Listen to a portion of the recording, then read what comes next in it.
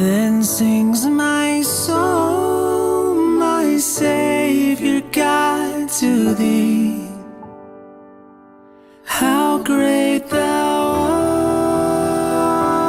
art, how great thou art.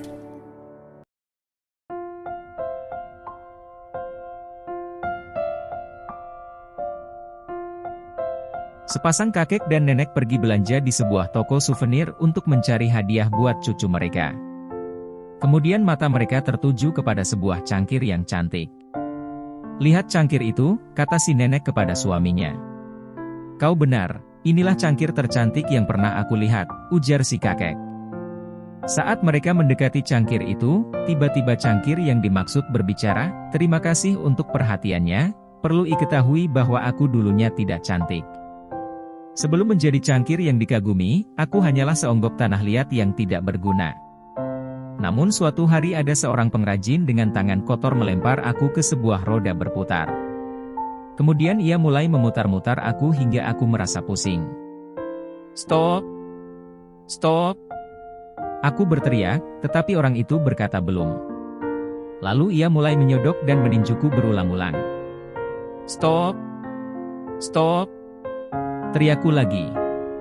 Tapi orang ini masih saja meninjuku, tanpa menghiraukan teriakanku.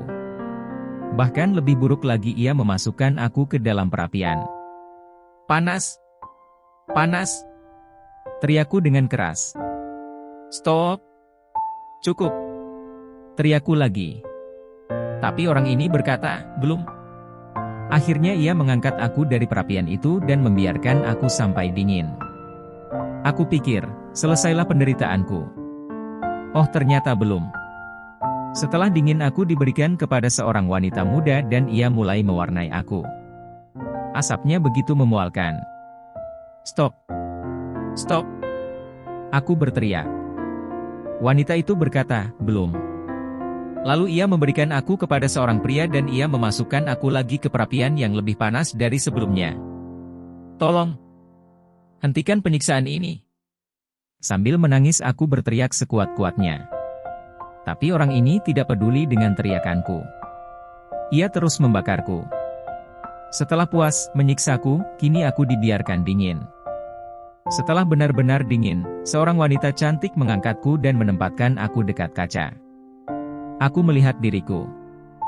Aku terkejut sekali. Aku hampir tidak percaya, karena di hadapanku berdiri sebuah cangkir yang begitu cantik. Semua kesakitan dan penderitaanku yang lalu menjadi sirna tatkala kulihat diriku. Sobat Kristen, cerita ini mengingatkan kita kembali kepada proses Allah dalam kehidupan setiap orang yang ingin dipakainya. Kita bisa membaca kisah Yusuf, kisah Abraham dan tokoh-tokoh lainnya dalam kitab suci. Allah tidak segan-segan menggembleng dan memurnikan mereka.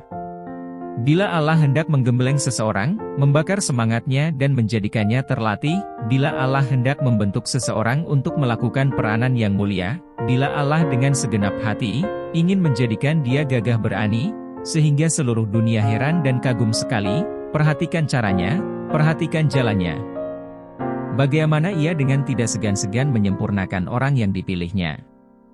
Bagaimana ia menempa dan melukai dan membongkarnya habis-habisan dan mengubahnya, bagai penjunan membentuk tanah liat, menurut maksud yang hanya dapat dimengerti olehnya, sementara hati yang terluka itu menangis, menjerit, dan tangannya terulur memohon pertolongannya. Lihatlah bagaimana Allah menekuk, namun tidak pernah mematahkan. Bila yang baik pada seseorang hendak dikembangkan, bagaimana Allah memakai orang pilihannya dan menyiapkan diri sesuai dengan tujuan ilahi. Setiap perbuatan Allah memperlengkapi dia, agar dapat memancarkan kemuliaannya. Tuhan tahu benar apa yang diperbuatnya. Shalom. Tuhan Yesus memberkati.